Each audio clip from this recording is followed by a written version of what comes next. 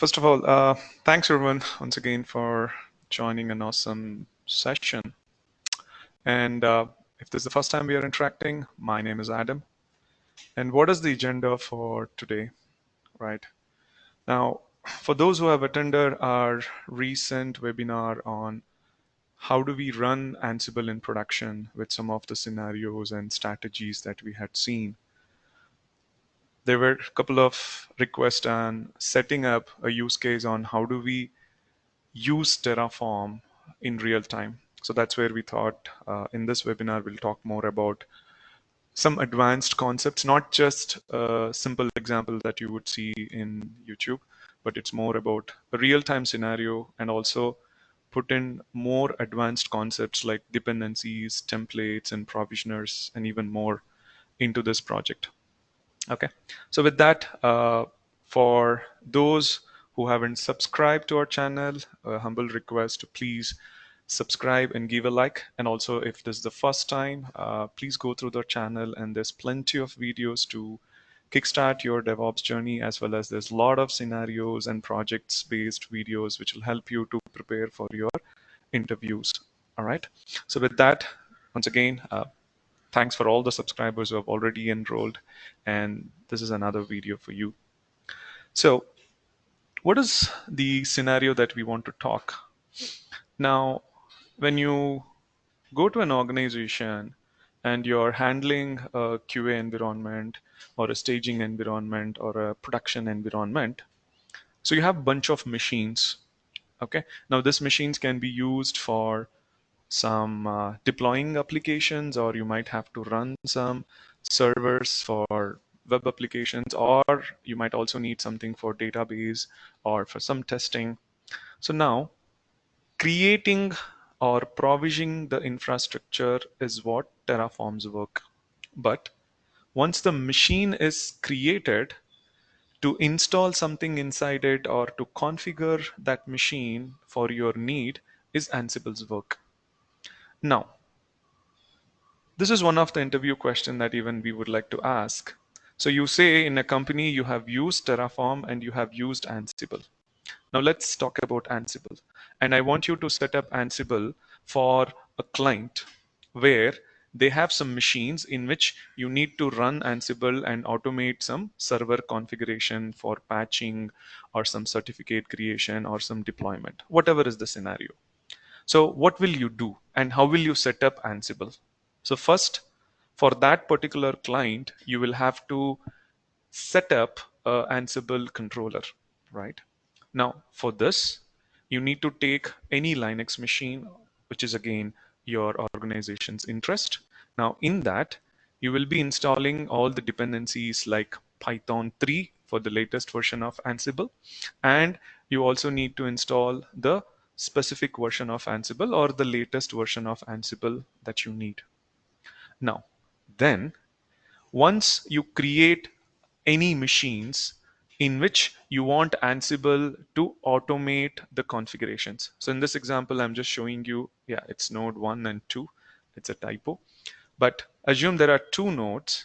Now I want Ansible to connect to this machine and run some playbook and automate some configurations. So for that, before we use Ansible, once you create this new machines, you need to make sure again the Python specific version like Python 3 is also available on the each and every nodes to which Ansible has to connect. So this way, whenever you run Ansible, the Ansible from the controller machine can connect to the group of machines. But how does Ansible know? So that's when, if you want to run Ansible for that particular client against a group of machine, you also need another file, which we call it as the inventory file or the host configuration file. Now, this is a special file where you put all the machines as a group to which you want Ansible to connect.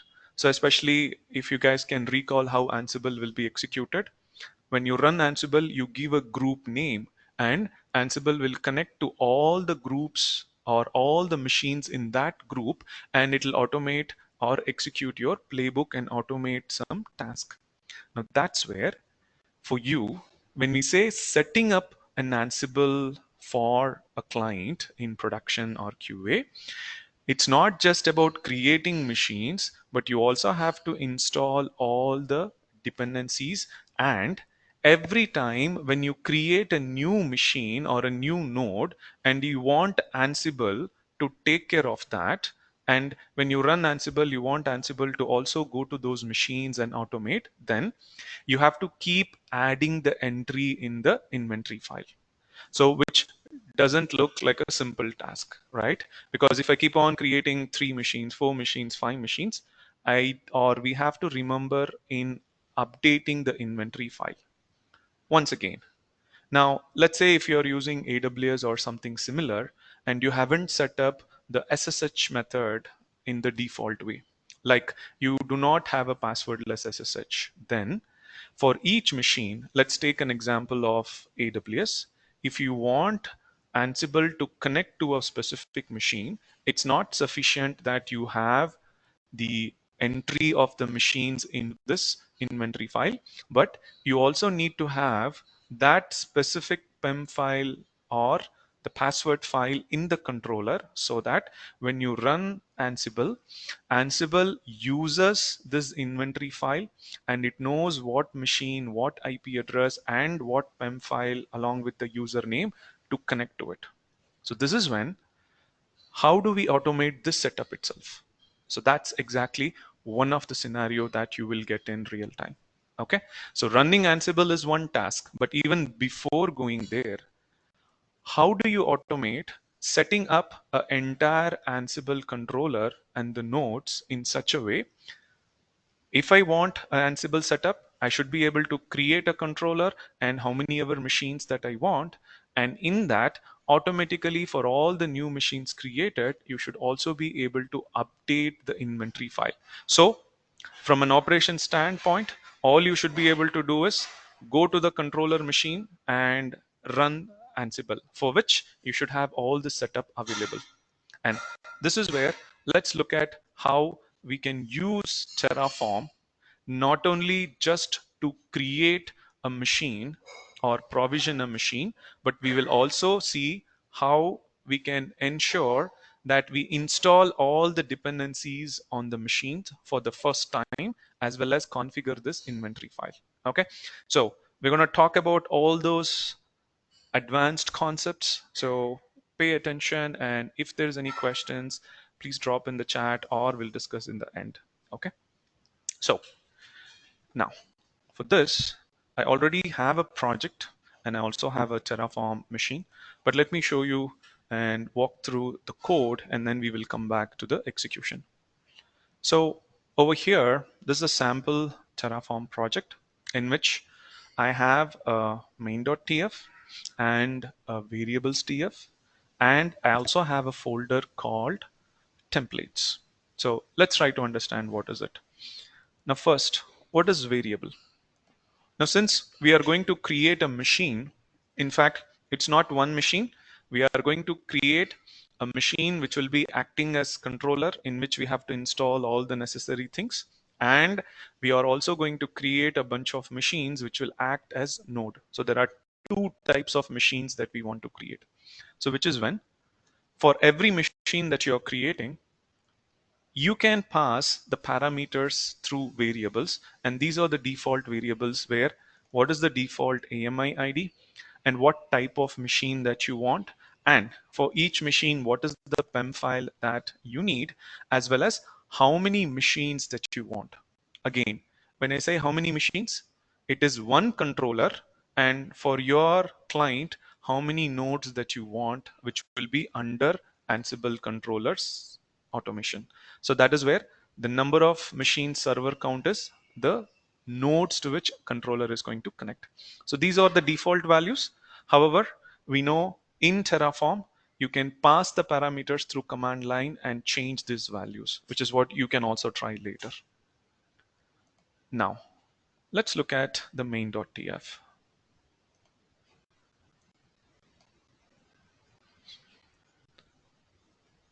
Let me zoom in a bit.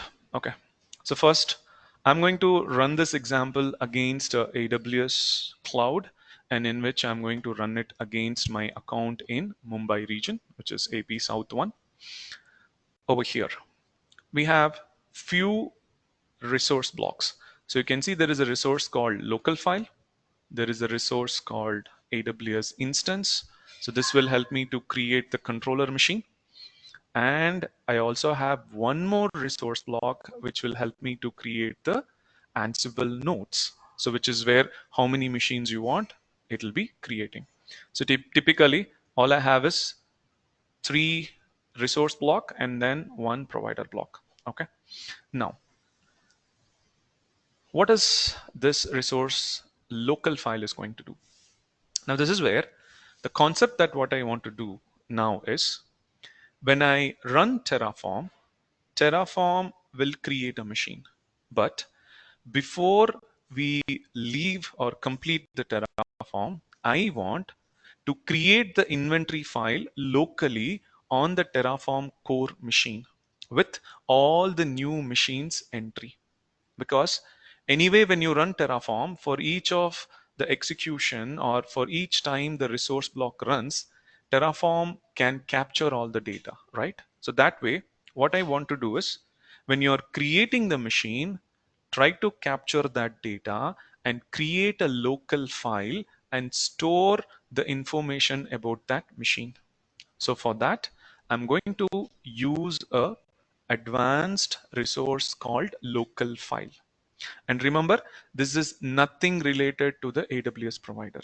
So when you are doing init, you will see along with AWS provider, you will also get some new plugins which will be downloaded for this local file. Okay. So here, when I'm using local file, we are also using another function of Terraform called as template file. So what is template file? So first, what is local file? Now local file will create a file in which our interest is to put the information about all the machines that I am creating for the Ansible controller. Now, I don't want to just randomly store the data or blindly store the data about the machines, but I want it to store in a particular format. Okay. So what is the format? So again, go back to your Ansible. So in Ansible, whenever you are going to create a hosts file or an inventory file, you will first start with the syntax, the group name, okay? And then for each machine, there will be a line in which you will give the server name, okay? Followed by as what user you want to connect, and then what is the IP or the FQDN, which is the fully qualified domain name of the machine, and followed by that, do you have a specific pempile or a password to which it has to connect? So these are the information that you have to give, and Ansible strictly follows this syntax, and this is exactly what we wanted to put in the inventory. So that's where in Terraform we will use this function called as template file, for which we will say when I create a new file locally, I want to create that file in a specific template. Okay. And the values for that will be collected during runtime. And that's where in Terraform, you can create a template file and specify what are the values that you want to replace. And exactly for this, I have a folder called templates. And if you go inside, in this, I have a file called TPL. Yes. If the question is, should I be storing it with the extension? Yes. In Terraform, any template file that we are going to refer has to be given with the extension called .tpl. You can give any name to it. That doesn't matter. Now, if you look into this, you can see I have given a syntax as a template, which looks exactly like what we need here, in which I'm saying the machines that I'm going to create now will be in the file in which there is a group called demo. And inside that, for every machine that we are collecting from Terraform, which we are putting it as a loop, I want to put an entry, and that entry is what is the machine name followed by the IP address of the machine, which is the private IP, followed by as which user you want to connect. Now, all the machines that I'm giving in the AMI is going to be created based on Ubuntu latest version. So that is where in Ubuntu, the default user as whom we will be doing SSH is Ubuntu. Now, in your organization or the client, you can find out as which user you want to connect and change it accordingly. And then here, I'm not setting up any passwordless method. Instead, now if I want Ansible to connect to this machine, I also need to tell where is my PEM file. So this is where I'm telling when Ansible runs to this particular machine using this particular username, please refer to this PEM file. Okay, so this way what will happen, your entry will exactly look like this. So when you run, finally you should see that it will create a group called demo, and inside it some machine will be there. Again, roughly let me put some random number. Okay, and then it will give what is the IP of the machine, okay, and username and a PEM file. Now let's say this is where you can give your own PEM file. Now I'll give some PEM file here. So that's exactly how it is going to look. Now for this, let me minimize and show. Now for each machine that we are creating, you will see a new entry that is going to be available. For example, if there is second machine, you should see there is a second machine like this. So this is the inventory file which we will create first locally. So that's how, as soon as we create new machines using Terraform, we will create an inventory file which will exactly look like what we want into the controller, and that we will generate it locally. So for this, I am using the template, and for this template, what are the values that I want to replace? And that's when you can see there are variables called IP and PEM file. So these are the two important things that I'm changing, because for every server, it's going to be the same username in my example and the same PEM file, right? So only depending on what user is going to pass, your IP and PEM file will be changing. And that is where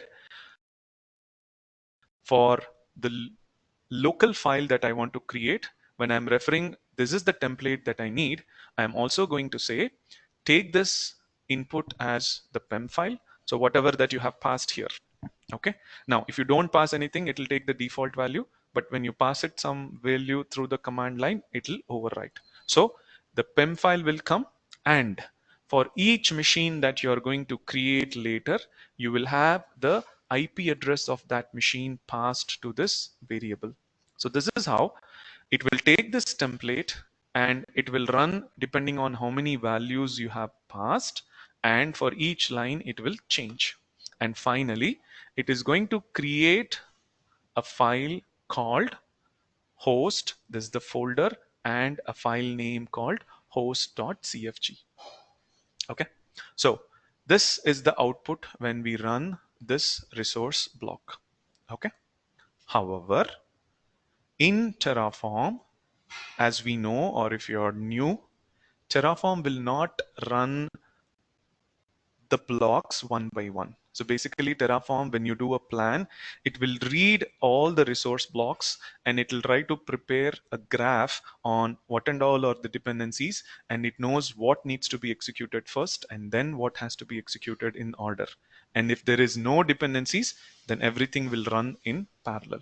So that way, in order for us to run this resource block, we have a dependency. So in this, we are telling there is another resource called AWS instance, and the name of it is Ansible node. Go to that and get all the machines that you are going to create, and from that, all the public IPs of the machines. So this is where we call this as a dependency. And this is called as a implicit dependency. So implicit means one resource block depends on a value from another resource block. Okay, so now in order for me to run this resource block, that is Terraform to pick, we need to make sure first we are creating a resource or executing a resource called AWS instance Ansible node. So now Terraform knows the dependency. So let's see what exactly this is going to do. And this is where if you come down, I have this resource block called AWS instance and Ansible node. And here I'm specifically telling what AMI that I want, what type of machine, and what PEM file. But here you can see that how many times I want to run. So this is when the advanced concept of looping. Even though you see this resource is declared only once, I have used a meta parameter called count, and depending on the value that you have passed, if this is greater than 1, then this resource block will go in a loop. So that's how, if I now pass 2 machines or 5 machines or 10 machines, Terraform will use the same resource and create 10 similar machines. Okay. And for every machine that I'm creating, now this is going to act as a Ansible worker node. So what is that I need in the worker node for Ansible to run the Python 3 or the latest version of Python that I want to be installed? So this is where in AWS, whenever you're creating a machine, there is a topic called user data, using which, as soon as the machine is created, you can run whatever is the configuration that you want to do immediately after the machine is created, along with the machine creation. So that way, using this Terraform resource block called AWS instance, we are going to create how many ever machines that you want. And in each of this machine, as soon as the machine is created, Terraform will pass this value, and AWS itself will do a apt update and install Python 3. So this is how, if you're creating multiple worker nodes for Ansible, in each of the node, you will have Python installed automatically in it. Okay. Now, this is where once this resource is completed, you will have how many ever machines that we want, and in each one of them, Python is installed. And then it will come back and it will create the local file in which all the machines, whatever that you have created, entries will be there. And you can see for each machine, you will have an entry. And this is going to be available as a file called Ansible host.cfg, where on the Terraform, as of now, it will be still in the Terraform only. Okay. So we create the machines and we create a local file with the inventory. And now comes the last part, that is we need to create the controller, and we'll have to install all these, and then we will copy the inventory file from our Terraform core to this machine. That's all. For that, we have the same resource called AWS instance, but it is a new one. And how many controllers I want? I want only one. So that is where you see there is no count. So in Terraform, when you do not tell the count parameter, by default it will be 1. So we will need one controller to be created when I execute this Terraform project. So for that, again, it will take the default values, whatever you have given. And similar to what we did for the worker node, when I create my Ansible controller, we will again run the user data, in which we will do apt update and install Ansible.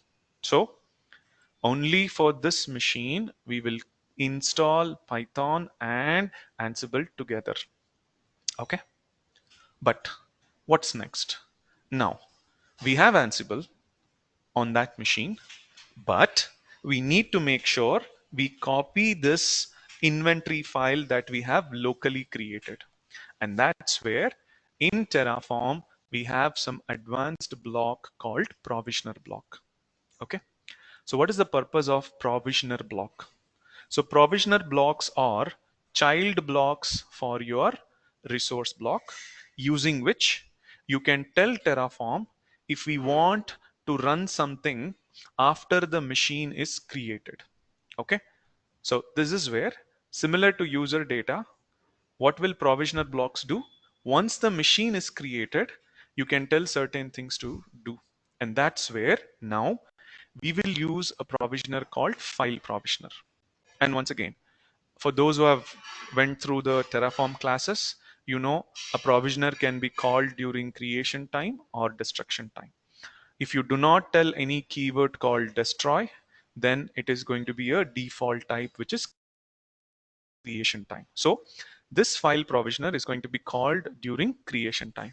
So when you create the controller machine, after it has generated or created the new EC2 machine, it will go and copy this file, that is on your Terraform core, whatever we created this file using the local file resource block, that we will copy to the destination, where under the home directory, I'm going to put it into a new file called host.cfg.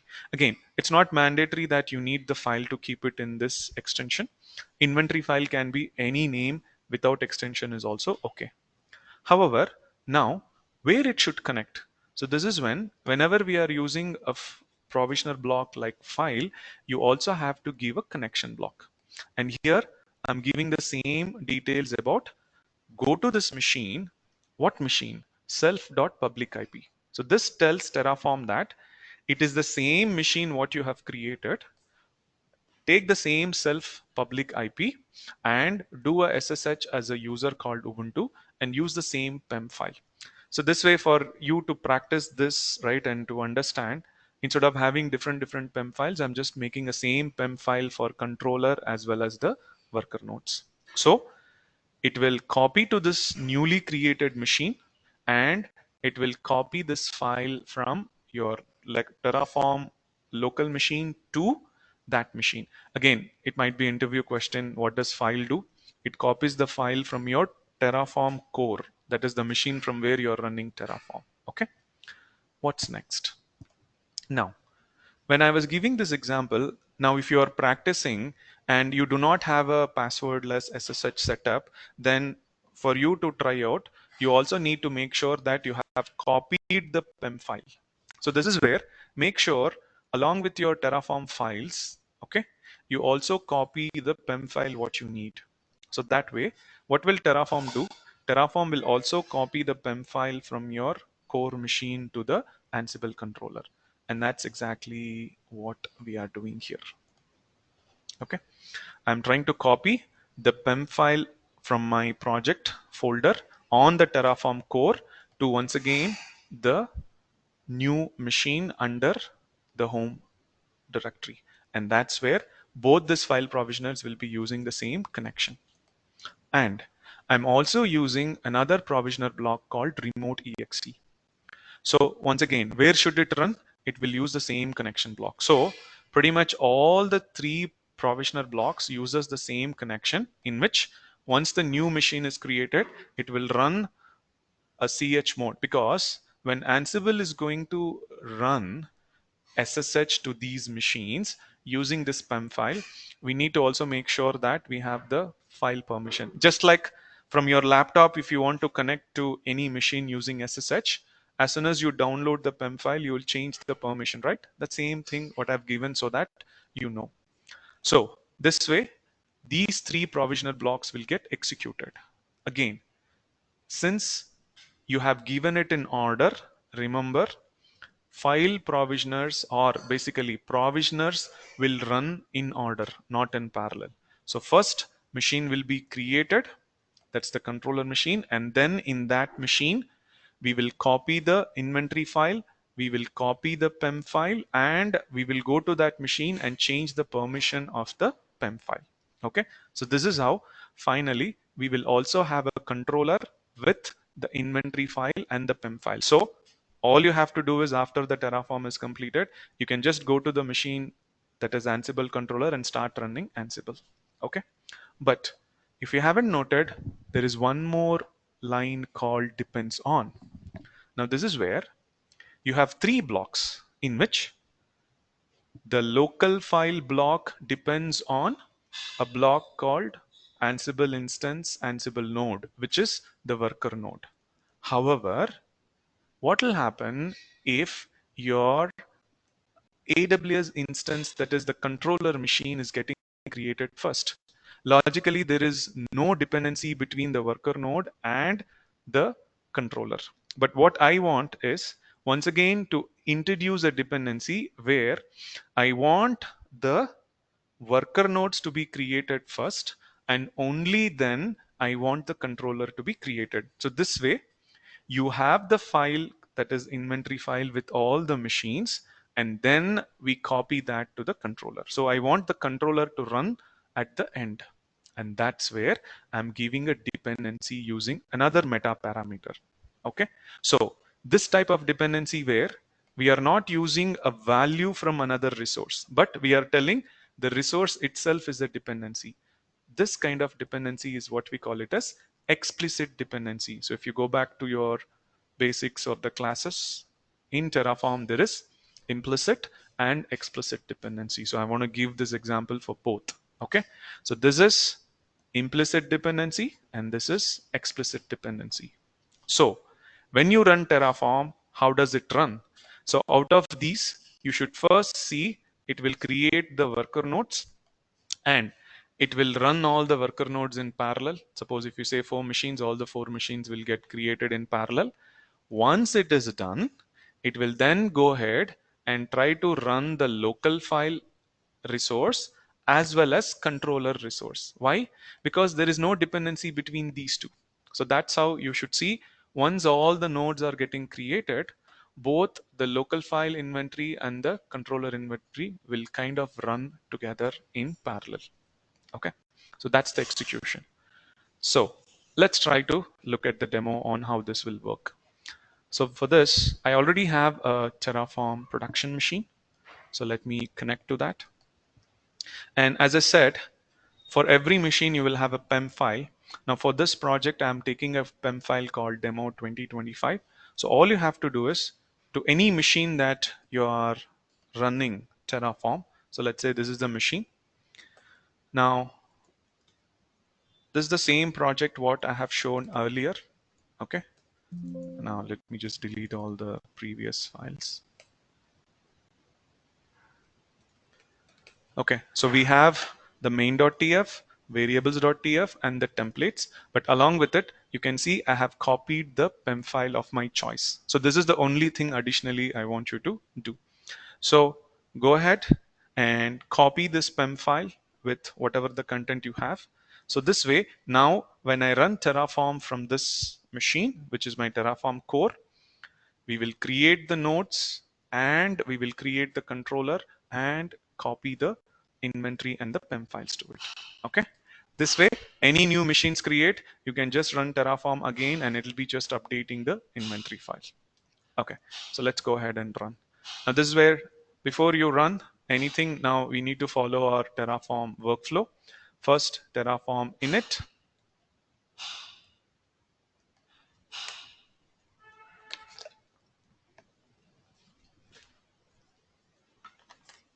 Again, for this, I haven't put any specific backend and all because it's more of understanding the advanced concept. But pay attention, since we have our local file, which is a new provider by itself, okay, or a new plugin. So that's where it's downloading the default version of AWS plugin as well as the default latest version of the local file plugin. So which is why we need init. Now, once it is done, you can just do a validate and confirm if everything is good. Now, since the code is already developed, there shouldn't be any issue. Okay, now once this is done, we have to do a Terraform plan. But this is when I do a Terraform plan, I don't want to take the default variables. Instead, I want to tell a different PEM file and how many machines that you want. Okay, now randomly I'm saying 2 machines. You can go ahead and create 2 machines or 3 machines, however you want. Let's say 3 itself, not a problem. So now when I run, the plan will tell me that it is going to create, or it is desired state is totally 3 worker nodes and 1 controller node. So totally what we need is 4 machines. Okay, and that should be created from the PEM file as a reference of what we have given. And this is when, again, go back to your basics of Terraform, or if not, those who have gone through our classes. Whenever you run a plan, your plan should also have an output file. Why? Because when you do a Terraform apply will also do a plan. So if your previous plan is not matching your default plan, then Terraform apply will take the default only. So which is where instead of doing that, whatever the plan you are doing, you should take the same output file. Okay, now let me show you that without running. I'll just show you first. Now let me run this plan with the PEM file and the count, and I'm trying to store the plan output into a file. Okay.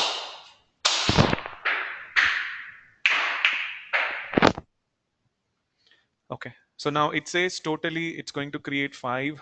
That is because there is 4 machines altogether.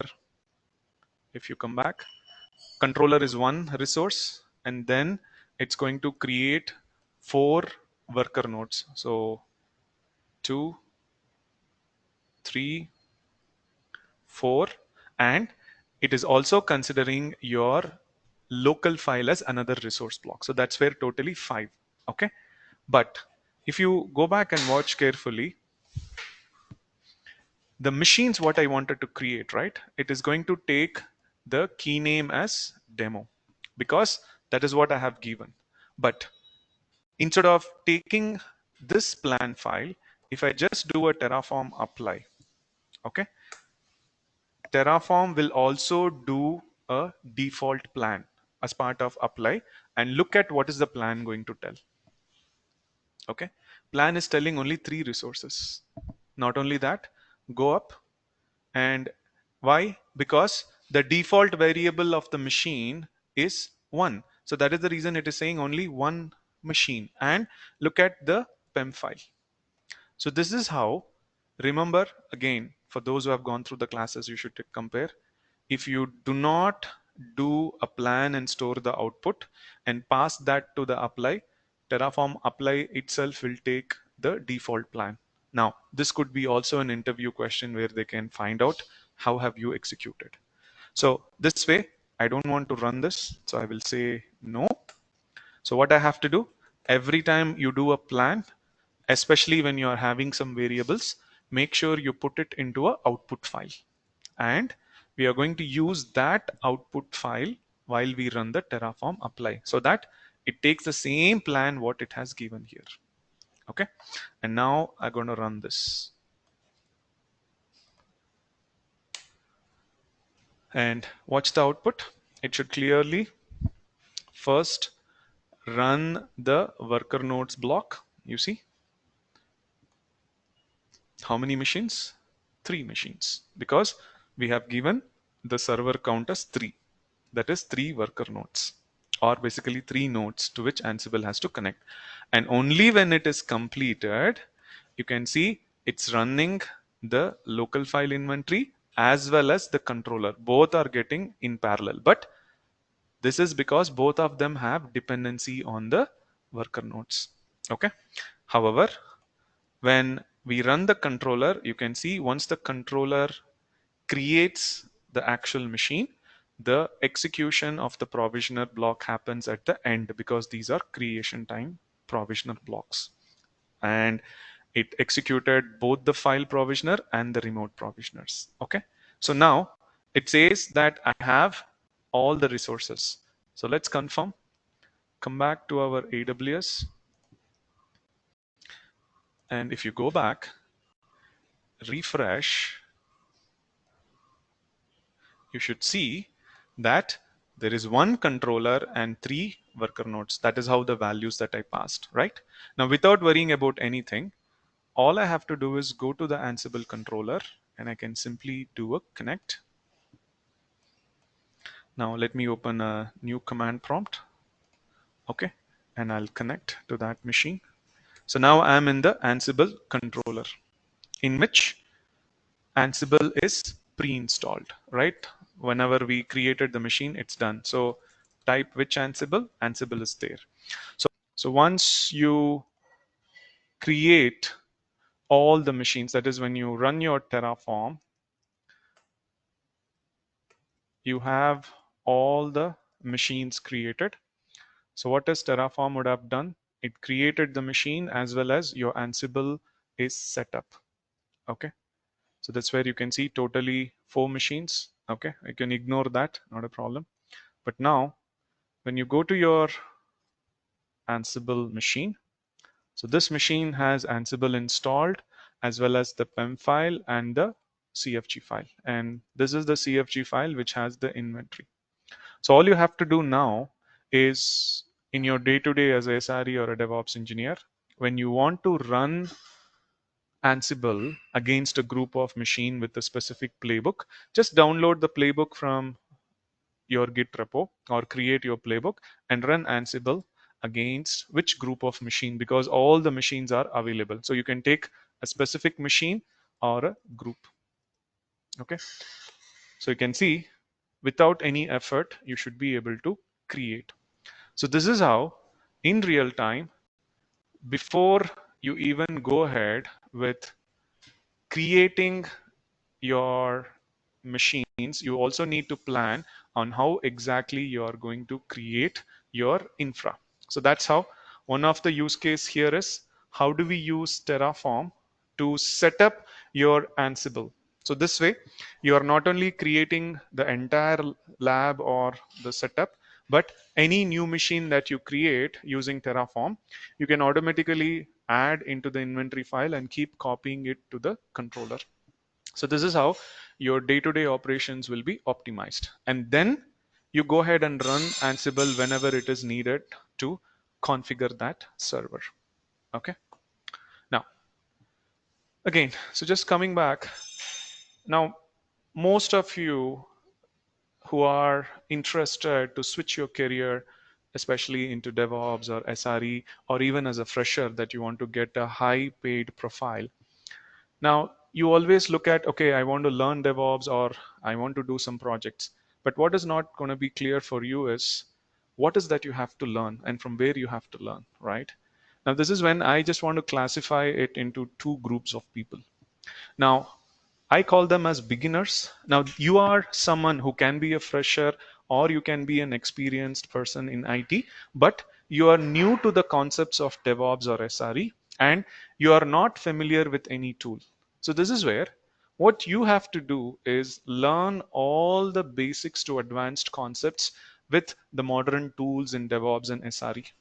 Once you learn, for example, like if I was taking Terraform as an example, you need to know in Terraform what is the workflow, what are the different blocks available, as well as concepts like looping, condition, right, or provisioners. So once you know all the different concepts available in a tool, implement real-time projects, and with that you can update your profile and showcase as a 3 years or a 4 or even beyond that as a relevant experience and start applying for a new job. But there is another set of people who are already working, where you are already working in DevOps and you know some tools and concepts in the DevOps, but you are lagging behind. How do we implement? What has going to happen in many companies, right? Even though you are going to work as a DevOps or a SRE engineer, you will be having a limited understanding on the tools, because either you might be just running the tools, but you don't have an end-to-end vision, and organizations have different teams, so you might not get a chance to run different tools also. So that's where, if you are familiar with the concepts of DevOps and you're familiar with the tools, but you do not know how end-to-end as a real-time projects can be implemented, which you want to show as a experience. And not only that, even you can be a fresher or experienced in which you've already been trained from somewhere else, where you have learned only the concepts but not the real-time implementation. So what exactly you guys need to do is, with the knowledge of the tools and concepts that you have, prepare scenarios for real world use case and go ahead and implement the projects, which would be more of live projects. And this is what you can take it up and showcase 4 to 5 years or any experience that you want, which will be easy for you to switch your profile or to upgrade your profile. Now, for the same reason, what we want to do and help all our students is bring in 2 separate programs. One for people who want to learn all the tools and concepts first and then do the projects. Now, if you are into that group who can be fresher or inexperienced, then the Ninjas programs is what we highly recommend, where you learn all the latest tools and concepts in DevOps and SRE from basics to advanced, and use that, implement projects, and with the help of that projects you can put in your profile and start showcasing that you have a relevant experience in the industry, and update or make sure your profile is up to date with the market and start applying. And if you are someone on the second category, which is you already have been trained or you are already working and you are familiar with the tool, now you don't want to waste your time in once again going through the basics of concepts of the tool, but start looking at how does real time really look like in an organization, and do some projects and scenarios like what we have seen in the webinars. So in that case, we have a separate program called as our projects bootcamp, in which you're going to have tons of projects where you get the scenarios, think how you can implement this scenario, for which what and all you have to put from the design, what architecture is needed, what are the best practices, and how are you going to actually put into production without causing a downtime. So this way you implement real world live projects and take that same experience and showcase it in your profile, and which gives you not just any chances, but the proven record of what we have is close to 98% of chances that you will be the first person preferably considered for any profile. So this way, this is specifically for those who do not want all the basics of the tool, or who someone might be experienced or fresher where you already have knowledge on the tool but only focusing on learning and implementing the projects. Okay, so with this, would also like to invite for again all those people who are kind of knowing the concepts, but if you want to learn how to implement more live projects like what we have seen in a real world scenario, then we do have free master classes that happens on the weekend, in which you can understand how an organization work and take up a scenario in which how you can use different tools and apply that as a project, and how is that going to help an organization, right? So with this, anyone who's interested, and this is going to be a free class, and all I would like to invite you is to register. All right, so with this, let me stop the session. But however, if you feel if there is any specific topics that you would like to hear more, feel free to put it in the comment and I'll take it up in the next session. However, I'm open for any Q&A now.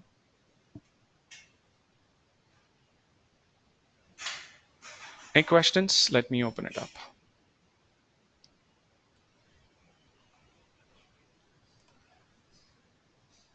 I'm sorry, there was a network glitch, I think, in between. Yep. Hi, Adam. Yes. Adam, I'm Sagar. I have almost 6 years experience, Mm-hmm. but actually I'm struggling in interviews because I'm not able to crack a job. For last 2 3 months, I have been taking some interviews, but I did not get job yet. So I need some help to improve my interview skills. Yep. For So this is where, like I was trying to tell you, is it's not a regular program, but again, you have to understand where you are. You want something from scratch. As I said, you have more time, you want to prepare, or you already know the concepts. There might be one or two advanced concept which you can pick up as part of live project implementation. Then Mhm. the second program is what we insist to take it up and highly recommend, because here it's not only project. See, what is project? Most of the time what we really don't understand is we are not like what we had before lockdown. Everyone knows about the tool, so why should a company hire you? Is not to know that, hey, I know Terraform, I know Docker, I know Ansible or Kubernetes. You know how to solve a problem, and for that, what are the different problems or scenarios or use cases you have solved, and it also shows what are some of the latest things that you have achieved. It's not the same like, yeah, I know Ansible, this is the command, I know Terraform, this is the command, right? So that's when, what is your goal, and for that goal, how your project should be. Because when we say relevant experience, it is not about the operations, it is about developing and implementing. So that's where doing a project is about you showcasing your relevant experience of how many years you want, in which you have to prove them that, hey, for these client or these scenarios, we have, or rather than saying we, I have designed this architecture, and I was one of the member in my DevOps team or SRE team where I gave this design and I developed this code, this workflow, and this is how I implemented this project or automated this project or migrated this project, what you're going to tell. So that way it makes more sense, and it also relates to your profile and showcase what is exactly they want, right? It matches your profile. If not, what will happen? Company wants something, but when we go, we just talk about, hey, I know this command, I know this tool, but it is not about just to tell that I know how to run, but when to run, where to run, and also why did you do this, for which there is a use case. So for this use case, this is how I need to run. And top of all these, it's not the operations what they want, it is the development of it. So that's where you should be telling, I developed my Ansible code or playbooks or roles, I developed my Terraform code or modules, I developed my Docker files or Jenkins file or my Kubernetes YAML files or Helm or whatever.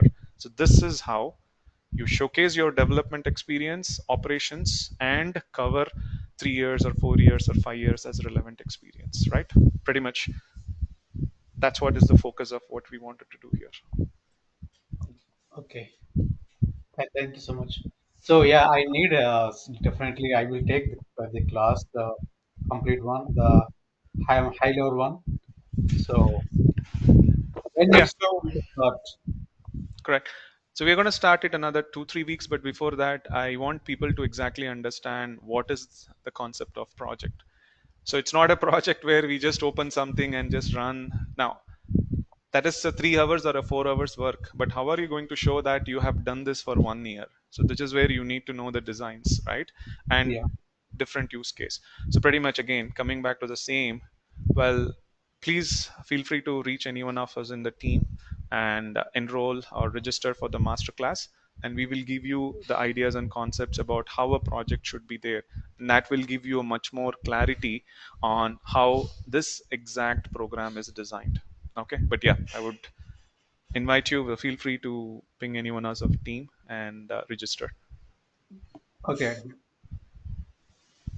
Thank you. Yep.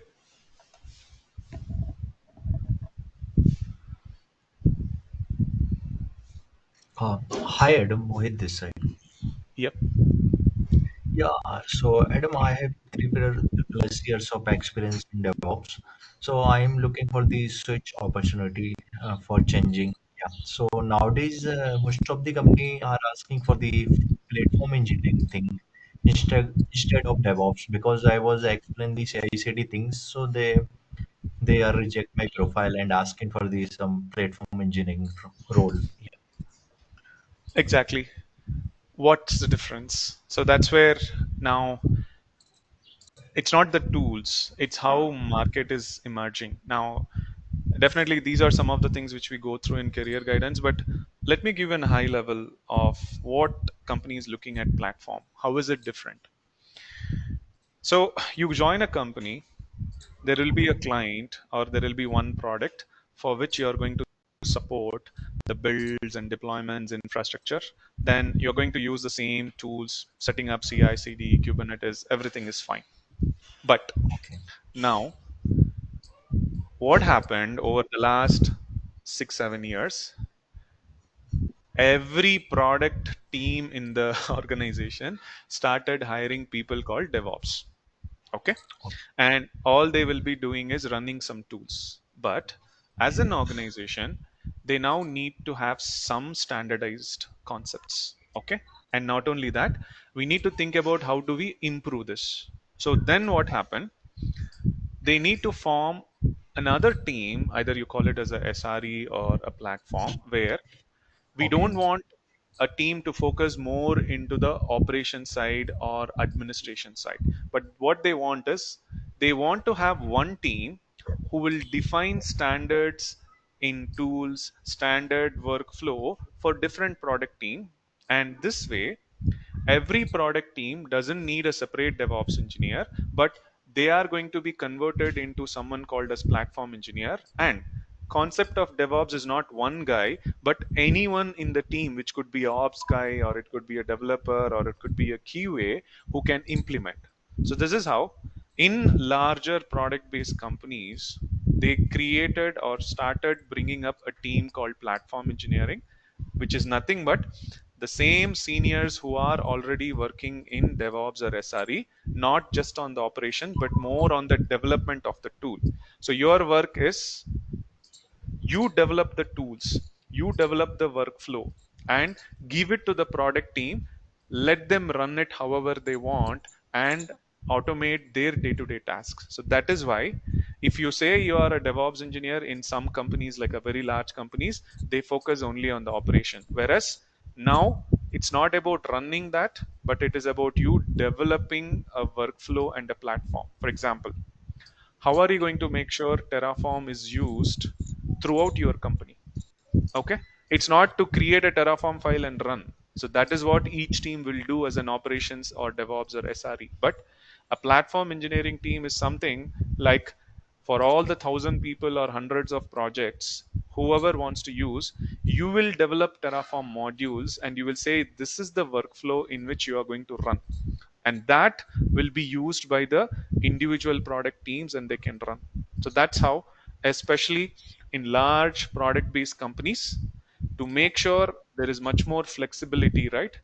They don't want individual DevOps engineers, so they are converting your developers and QAs or operation team to become DevOps engineers. And those who are already working in this, they want to start thinking as a platform where develop a tool which is more common. Bring up Terraform in such a way how everyone can use. Bring up Ansible in such a way how everyone can use. How are you going to set up a pipeline as a template which anyone can use locally? So that's the whole focus. So overall, both are same, but the difference, which is where I'm trying to tell, is when you're preparing, it's like a biryani concept. Okay, Yeah. you prepare kushka and you give a mutton biryani or a chicken biryani, it's the same, right? I mean, not exactly, but ideally that. So learn the tools, but with your current experience, if you have already working into DevOps, think about moving into a higher profile or a better profile organizations in which you work more as an architect or as a platform engineer or SRE engineer, where your prior skills will get added. That's all. So it's more about how you So upskill. yeah, yeah. So any batch I can join for intermediate to advanced. Yeah. Yeah, so this again, applying the concepts is Okay. all there, correct? But overall, you learn the concepts and it's only at the end of the time, because when we say mentoring, this is the mentoring difference. The tools and concepts are Yeah. the same, but how do you apply and how do you serve to your clients and customers as part of your profile is going to vary, correct? But in that, what we are requesting and giving up is, if you know the concepts of the tool, then it's just the projects. But when you implement the project, you can design your profile in such a way. I can take this profile and say, this is how I have worked on SRE or DevOps. Or with a little more learning, you just structure your profile and say, I can also apply for platform engineering. So it's completely about how you take up that and apply. But if you say that, okay, I also want to know the concepts of all the tool, then we would recommend first go to the other program, which is Ninja's program, where it's just another 3 or 4 more weeks what you need. But learn all the concepts and then try to do the projects. And at the end, again, regardless of what is your current profile, because not everyone is going to fit into the same shoes, right? But take Yeah. this and we will guide or mentor you on how you should be applying your profile for the desired career that you need, right? So that's the only difference on how you're going to put it up. Okay. Yeah. Thanks, Adam. Yep.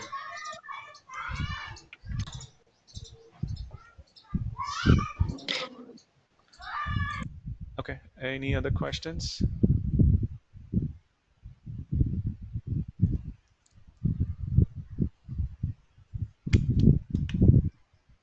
Yeah, hi, Ravi this side.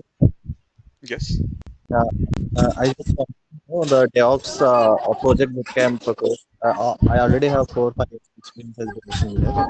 So, what syllabus you are covering this DevOps DevOps project bootcamp? Okay, so that's where I'm saying, if you are someone who's already experienced, like I said, what is a project? How do you implement the project?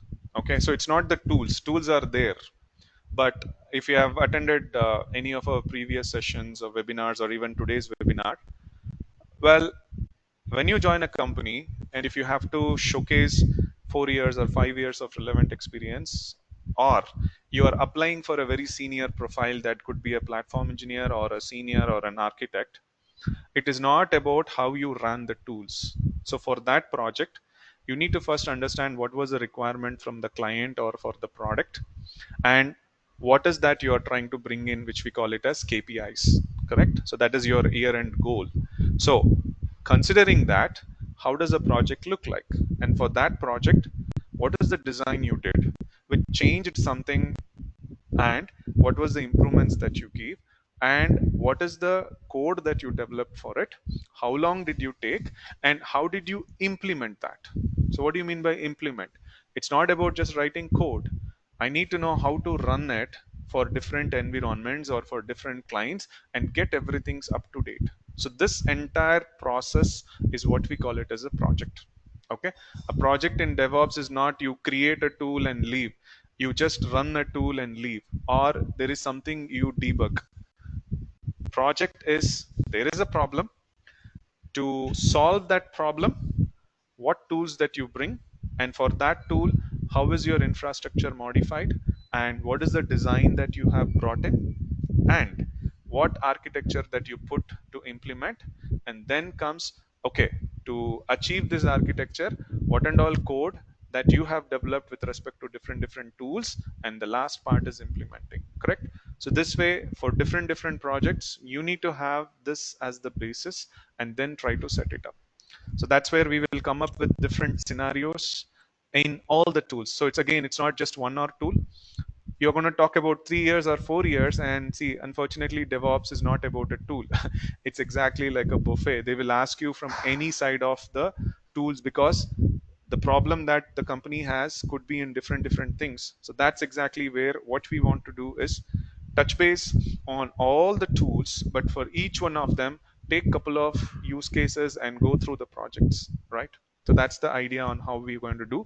And just like someone asked some time back, how is this going to be related to your profile?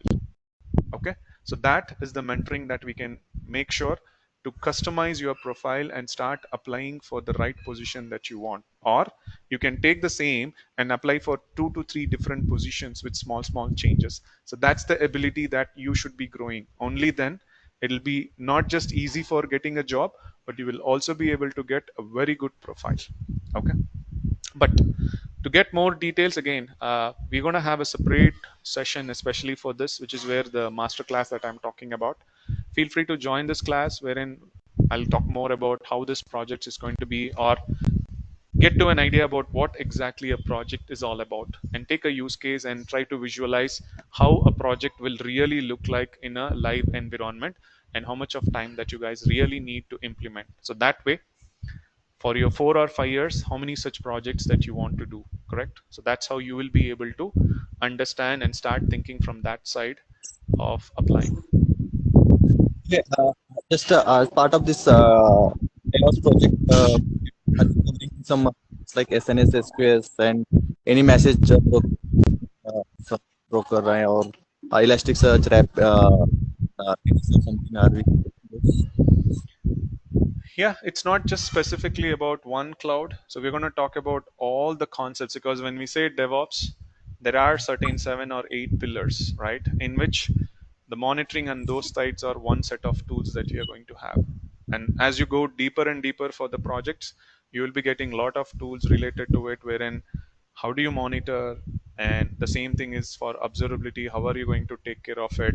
And whether you're taking care of log solution or something else for your database or for your caching, then what are the different tools and how do you set up those tools? So that's the overall idea about what do we call it as projects and how do you set it up. But yeah, get in touch. We'll share you more details about how those projects and what those projects exactly are. Thank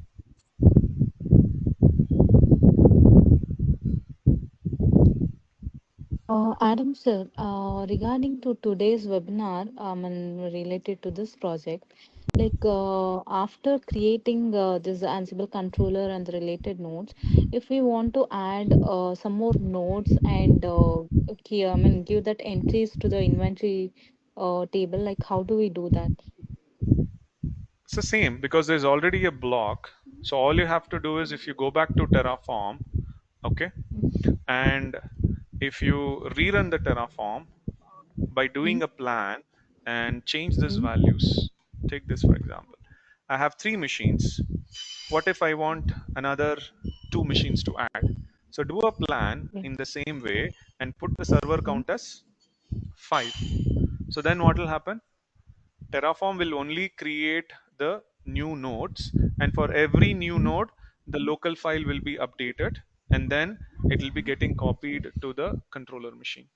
So that way, you will not recreate the controller. All you're going to do is only create the new machines, and for that, the inventory file has to be recreated and updated, which is nothing but copy it to the controller. Same process. So that's where Terraform doesn't create all the existing ones. So you're just updating your infrastructure. So give your desired state and accordingly it will take care. Okay, the inventory file, the template, it will be updated, right? Like it will not be replaced. It will be replaced. But that's how the code what you have written. Now, this is a use case, again, an idea, because what I have given here, I'm just saying Mm-hmm. copy the file. So now let's say in our example, I have 3 machines. Now, if I run Terraform by saying, give me desired status 5, it will say already I have everything, but your inventory file will change because it is depending on this count. Okay. And not only that, Okay. your number of machines will also be increased to 2. So overall, I can just show you like Mm-hmm. if I run, see, anyway, I'm just considering time and I'm just going to show you the same. I'll just Sorry, make it as count. are you sharing Yes. We something, have Adam? I'm PPT not screen. able to see anything. Oh, okay.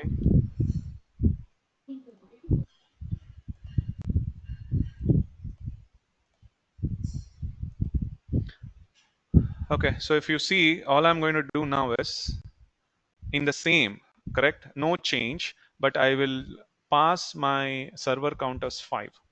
So if I go ahead and run, what should Terraform tell? Everything is available. So in your desired state, you already have 3 machines in the worker node and 1 controller. But what you have changed now is the server count is 5. So because of that, what is it trying to tell?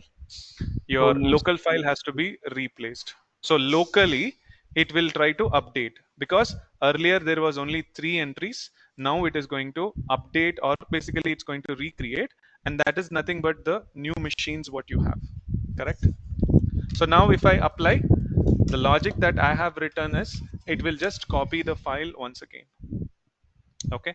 So the new inventory file will have 5 entries, and that is what it will just get copied to your machine.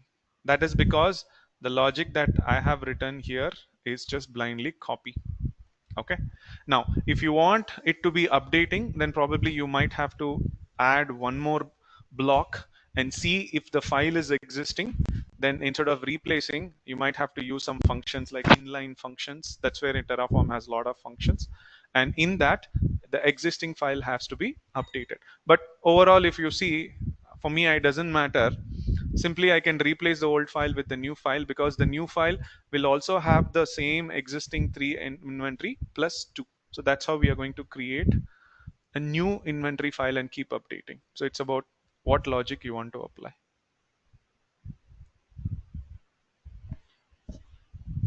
Got it?